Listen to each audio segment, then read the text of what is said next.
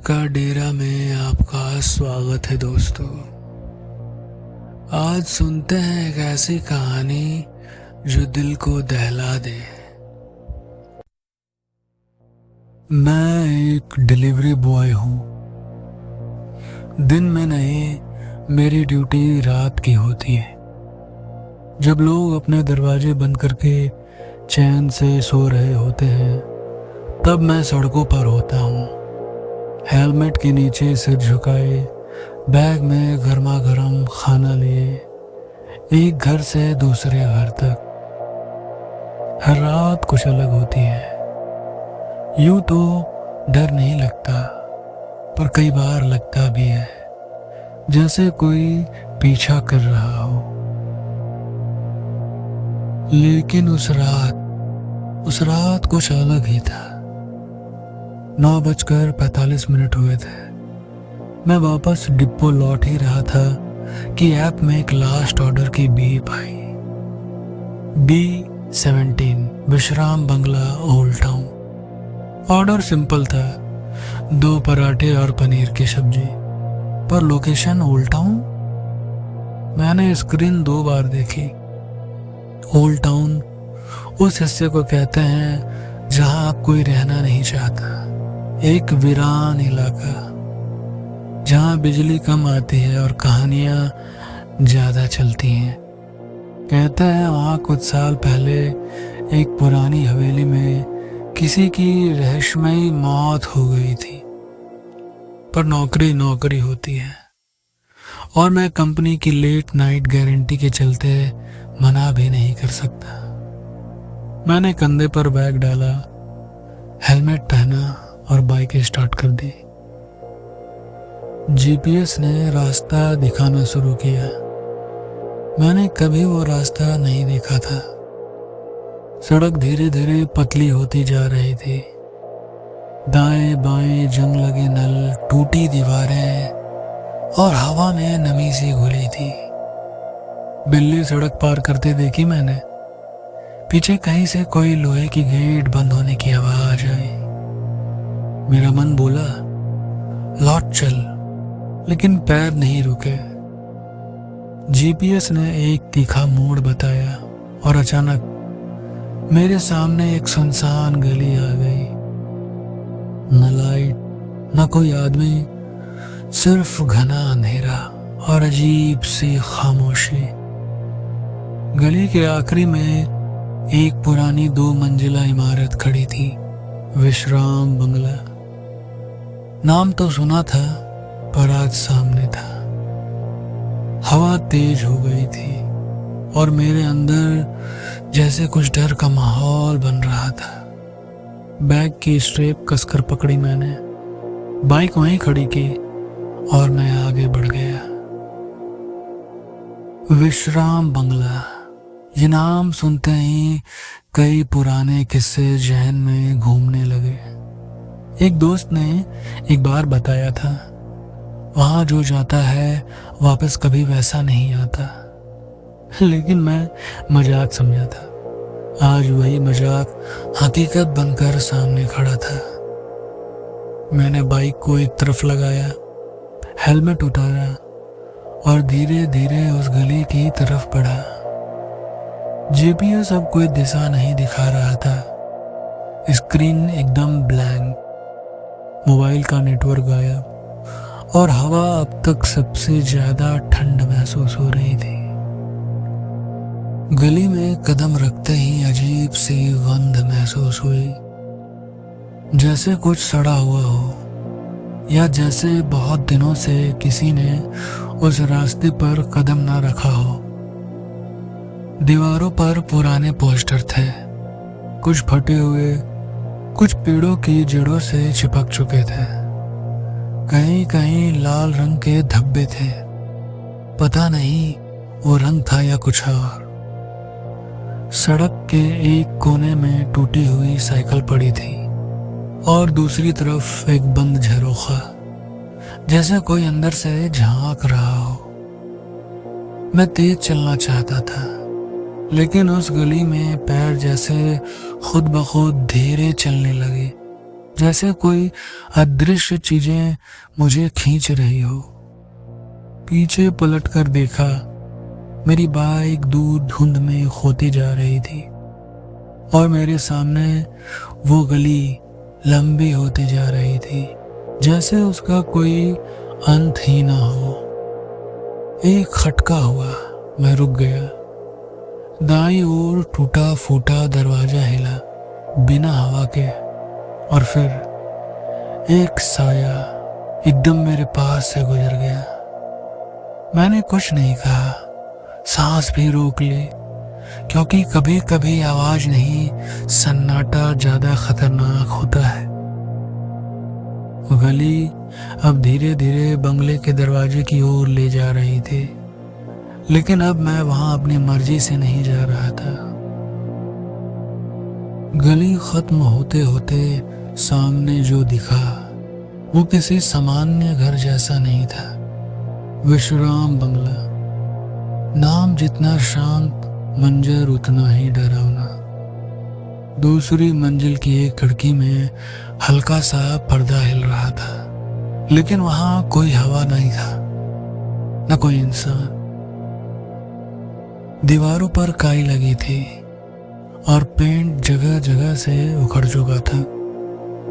मुख्य दरवाजा जंग खाए लोहे का था, जो अधखुला झूल रहा था, मानो किसी ने जानबूझकर खुला छोड़ रखा हो।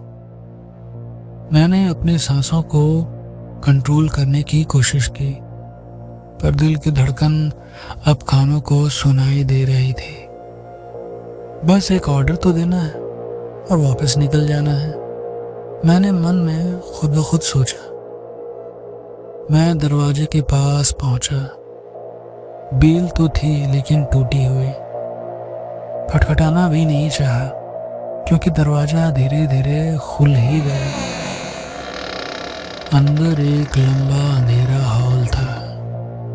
दीवारों पर पुरानी तस्वीरें लटकी थी, जिनमें धूल जमी हुई थी, पर एक तस्वीर ऐसी थी जो एकदम साफ, एक आदमी की तस्वीर जो बिल्कुल मेरी तरह दिख रहा था। मैं पीछे हटा, फिर ध्यान से देखा तो मेरे रोंगटे खड़े हो गए। मैंने कभी इस घर में कदम नहीं रखा था, तो फिर ये तस्वीर यहाँ कैसे? कमरे के अंदर की हवा भारी होने लगी थी, और जैसे मैंने एक कदम आगे बढ़ाया, पीछे से दरवाजा खुद ब खुद बंद हो गया। दरवाजा अपने आप धीरे धीरे चरमराता हुआ खुला। उस आवाज में कुछ ऐसा था जैसे बहुत वक्त से किसी ने उसे छुआ ना हो, या शायद कोई रोज खोलता हो जो दिखता नहीं। मैंने एक गहरी सांस ली और अंदर कदम रखा। दरवाजे के ठीक भीतर एक लंबा अंधेरा हॉल था, जिसके दीवारों पर अजीब सी लकीरें बनी थी, जैसे किसी ने नाखूनों से खरोंच खरोंच कर कुछ लिखा हो। फर्श पर धूल जमी थी, लेकिन उस धूल पर कदमों के निशान थे जो अंदर की ओर जाते थे, जैसे किसी ने अभी अभी भीतर कदम रखा हो। मैं पीछे पलटा, पर दरवाजा पहले ही बंद हो चुका था। अब ना कोई खिड़की, ना रोशनी, सिर्फ मैं और मोबाइल स्क्रीन की हल्की नीला उजाला देने वाला लाइट, और मैं। एक कमरा दाईं ओर था, दरवाजा थोड़ा खुला हुआ।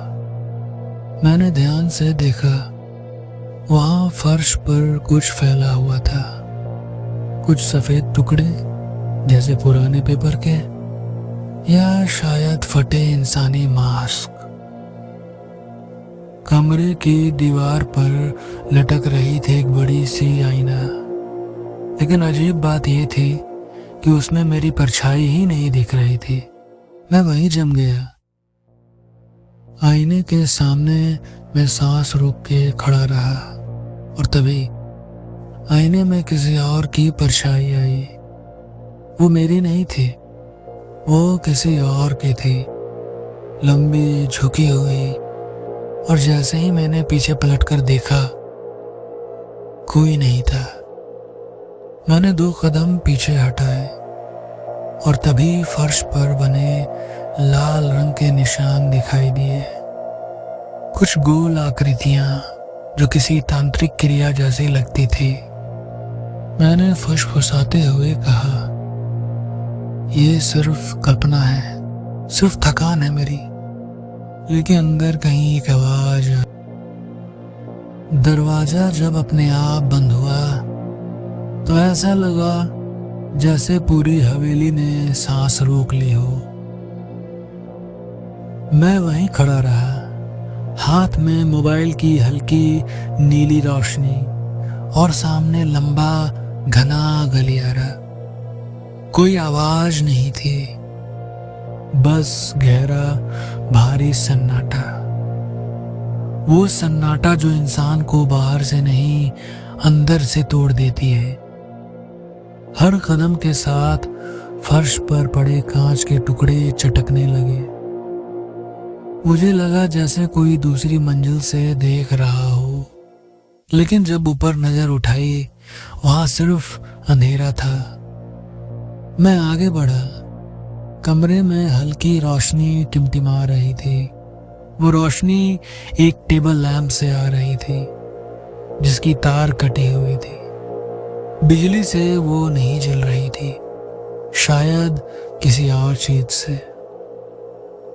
कमरे के कोने में एक पुरानी घड़ी टिक टिक टिक कर रही थी, पर जैसे ही मैं पास गया घड़ी अचानक से चलना शुरू कर दिया, उल्टी दिशा में। मैं डर गया।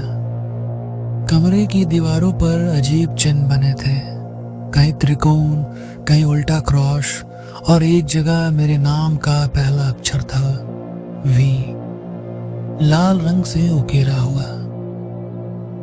मुझे किसी की सांसें महसूस हो रही थी, बिल्कुल मेरी गर्दन के पास, पर पीछे पलटने की हिम्मत नहीं हुई। अब हर दीवार जैसे मुझे घूर रही थी और सन्नाटा इतना गहरा हो गया था कि मेरी धड़कनों की गूंज मुझे सुनाई दे रही थी। अचानक एक दरवाजा खुद ब खुद खुल गया और अंदर से आई एक आवाज। एक आवाज नहीं, एक एहसास थी वो। ऐसा लगा जैसे मुझे कुछ कहना चाहती हो, मुझे यहाँ रोक लेना चाहती हो। कमरे की दीवारों से निकलते उस सन्नाटे ने मुझे जड़ कर दिया था। लेकिन फिर जैसे किसी अदृश्य शक्ति ने मेरी गर्दन ऊपर मोड़ दी। मैंने देखा कमरे के कोने में लकड़ी की पुरानी सीढ़ियां थी जो सीधे दूसरी मंजिल की ओर जा रही थी, पर वो सीढ़ियां बिल्कुल वैसी नहीं थी जैसे किसी घर में होती हैं। वो हल्की नहीं थी, हर एक स्टेप पर खून के धब्बों जैसा निशान था और लकड़ी की हर पट्टी अजीब सी धड़कन के साथ कंपन कर रही थी, जैसे वो सीढ़ियां खुद जिंदा हों। मैंने एक गहरी सांस ली, मोबाइल का फ्लैशलाइट ऑन किया और पहला कदम रखा।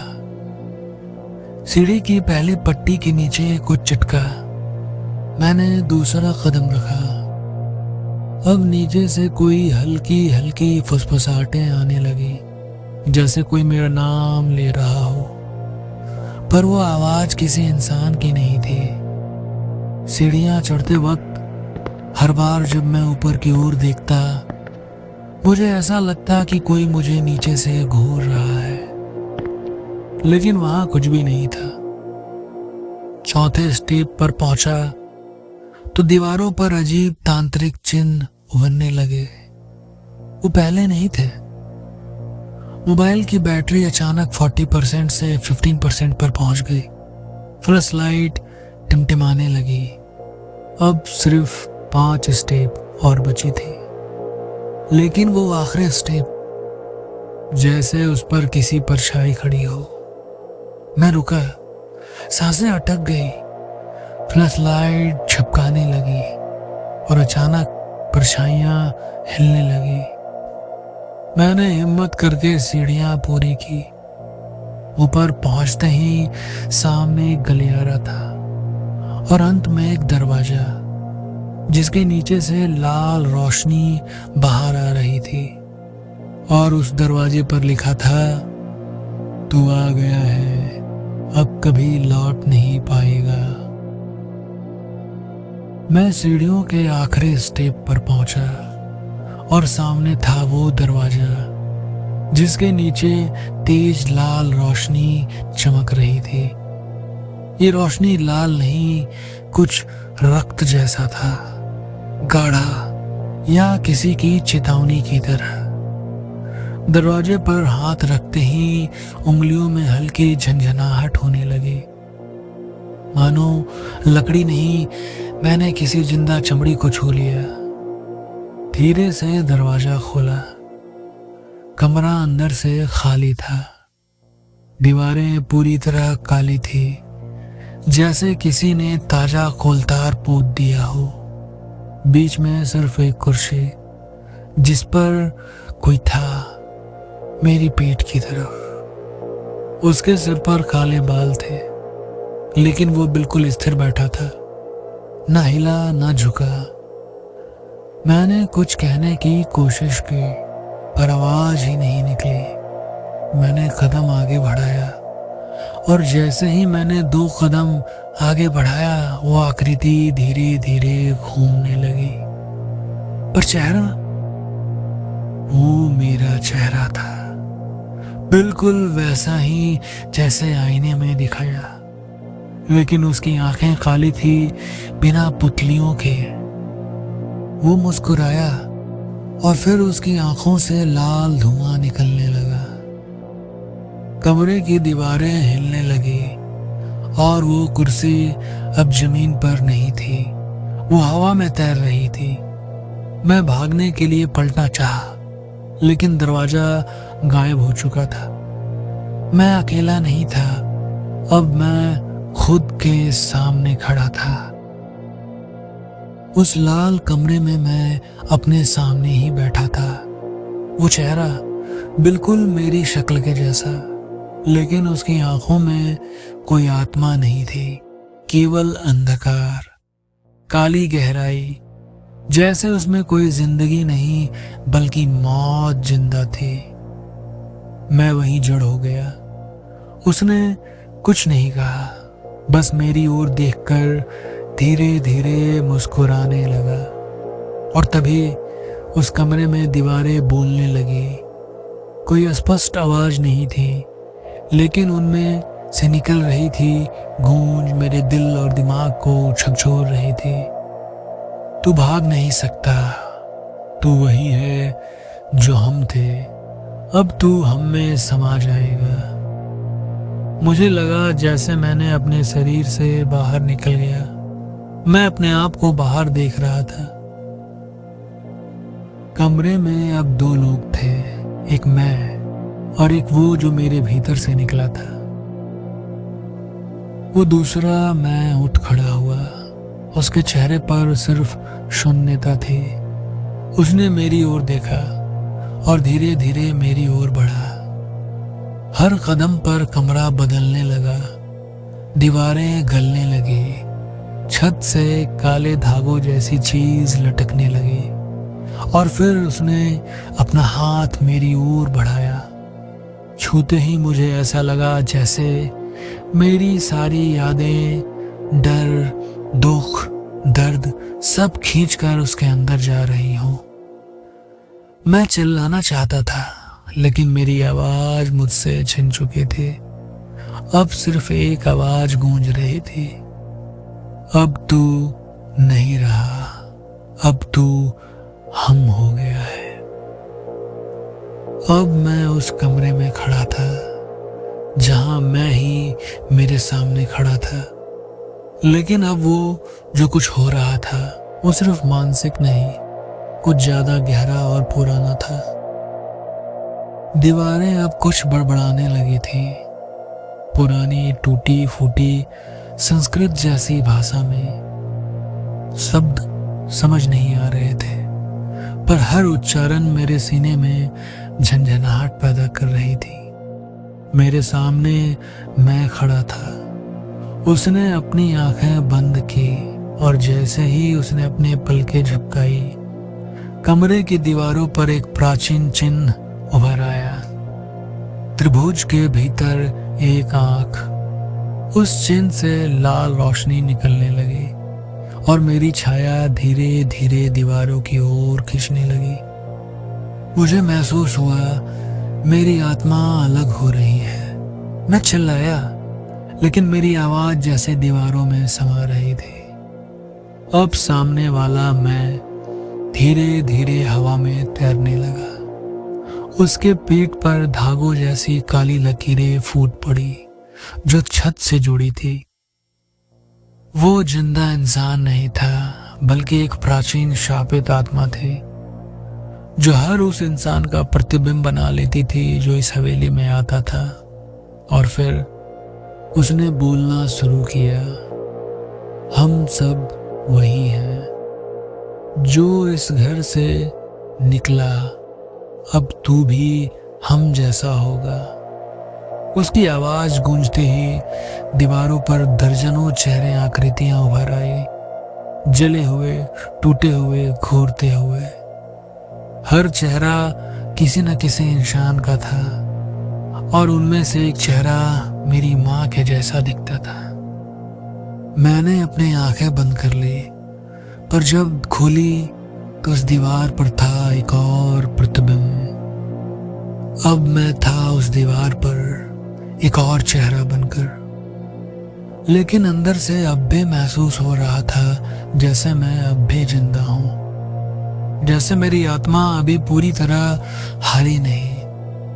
तभी उस कमरे में कहीं से घंटी की आवाज आई, एकदम धीमी, जैसे किसी पुराने मंदिर में सदियों बाद बज गई हो घंटियां।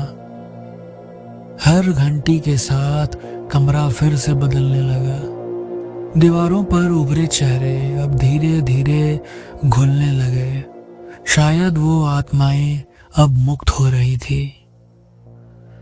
पर तब भी वो मैं जो मेरी परछाई बना हुआ था, उसने जोर से चिल्लाया और उसकी आवाज पूरे घर में गूंज उठी, नहीं, ये अभी नहीं जा सकता।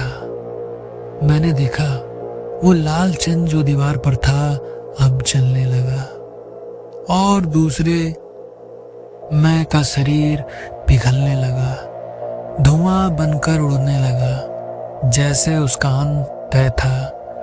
घंटी तेज हो गई और अचानक एक सफेद दरवाजा खुला हवेली की दूसरी ओर।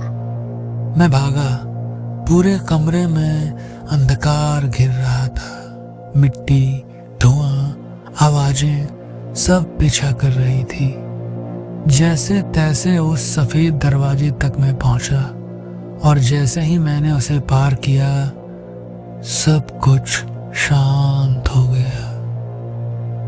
मैं एक सुनसान गली में खड़ा था जहां सिर्फ सड़कें थी। सामने मेरी बाइक और हाथ में पड़ा वही डिलीवरी का थैला, पर उस थैले में अब कोई पार्सल नहीं था, बस एक छोटा सा नोट था। अब तेरा डर तुझसे बड़ा नहीं। मैंने आसमान की ओर देखा। हवा चल रही थी, रात अब भी बाकी थी, लेकिन मैं अब पहले जैसा नहीं था। तो दोस्तों, अगर ये कहानी आपको पसंद आई है तो मेरे चैनल को लाइक करें, सब्सक्राइब करें, बेल आइकन दबाएं और हाँ, एक प्यारा सा कमेंट करना